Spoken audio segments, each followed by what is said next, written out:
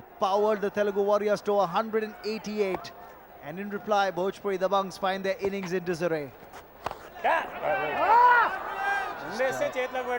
Require partnerships from here on to keep them in the hunt, though it looks like a highly unlikely proposition at the moment. They've got a run rate which is meandering at the moment at around under 4. And the asking rate jumped up by 1 run already. Started off at 9.45, it's moved up to 10.62 now. All within the space of 3 overs. It's not looking good for the Dabanggs.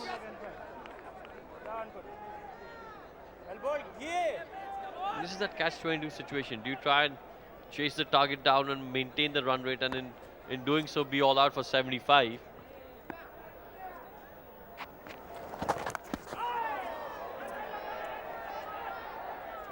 And I think that's the way they need to go about this game, because it doesn't matter if you're all out for 75. You've got to try and win this game, because this gets you into the semi-finals.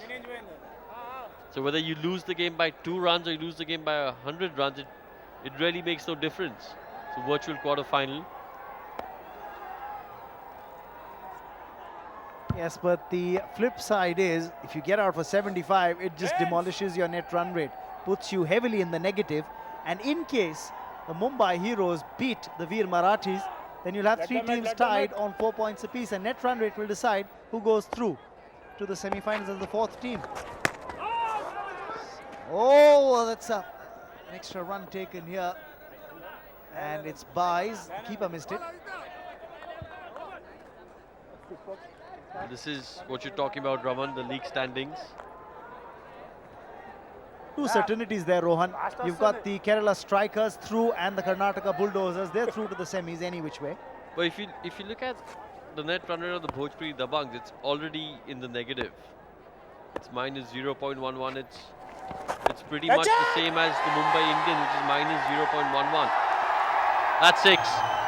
That's massive. That's 6, much needed. And just getting back to that point, if Mumbai Heroes win, then that run rate will definitely jump over minus 0.11. So they'll definitely be ahead of Bhojpuri Dabanggs. So that is why it's imperative for the Dabanggs to win, because this is a virtual semi-final, quarter-final for them. Yes, another bomb Chikawawa moment there for the Bhojpuri Dabanggs. They need more of that. They need more of these big hits. And of course the stolen singles as well. Doesn't matter how they come, because every dot ball is going to be worth its weight in gold. 4 overs gone, it's 21 for 3.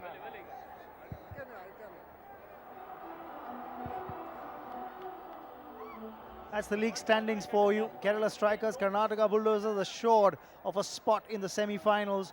Telugu Warriors with a win today will also make it certain that they'll be there in the semis. And then 1 spot remains with the Veer Marathis taking on the Mumbai Heroes. That will decide which team makes it through to the semis. One thing's for sure, you'll have a new champion this season of the Kalyan Jewellers Celebrity Cricket League, because Chennai have been knocked out.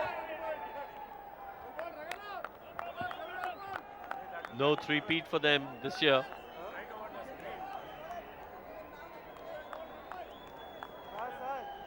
Some pretty tense faces there. Yes, you're absolutely right. Even in individual sense, pretty and tense, absolutely correct. And some pretty happy faces there. Again, holding good, Rohan. You seem to be saying it all even in one word.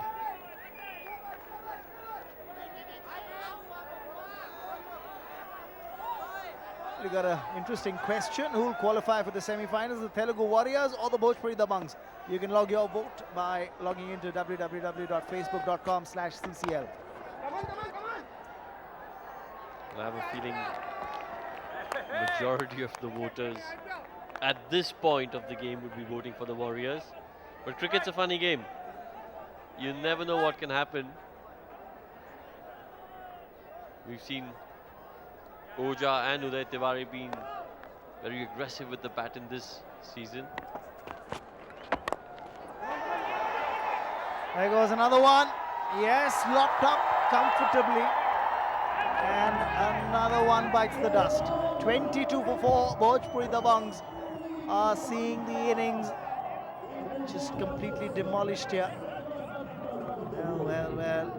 Another man gone. It's Santosh out for 9.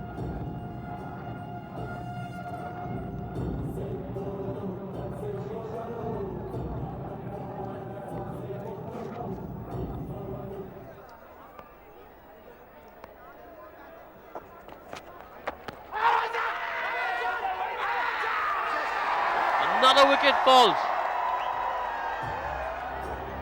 What are we witnessing? This is a complete shambles as far as the Bhojpuri Dabanggs are concerned, but they are asked for a review.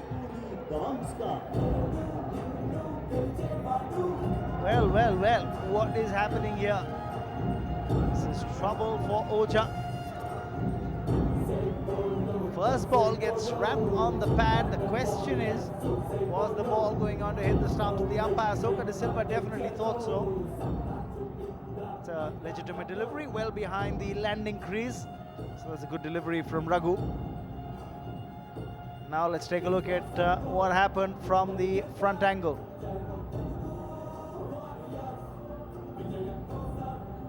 Landed just outside line of off and just cut in on the back leg in line with leg stump. Not too much distance to travel. I don't think there's any bat on that. This will make it even clearer.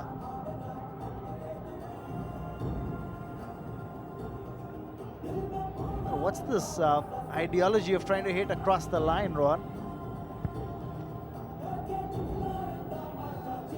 He's just not got himself in a good position over here. Completely missed the ball.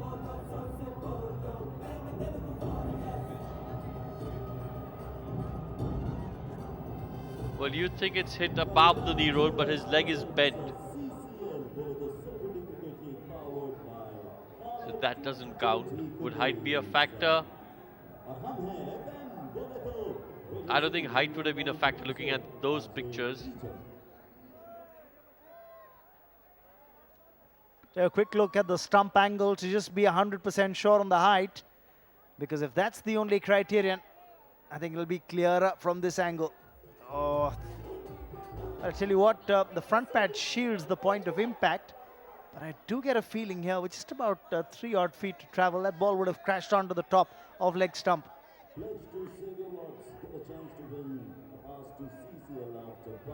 Should have gone on and hit, and that's what the third umpire will have to use to adjudicate.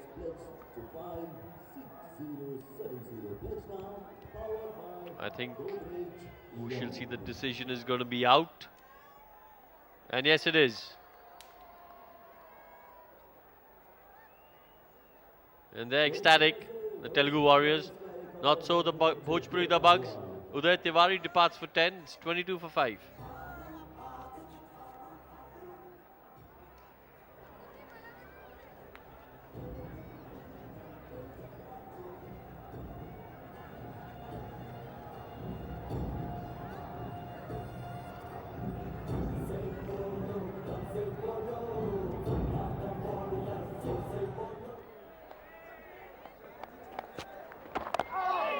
Two slips in place. You wouldn't get to see that often in a T20 game. 5 overs gone, 5 back in the hut for the Bhojpuri Dabanggs. Only 22 on the board.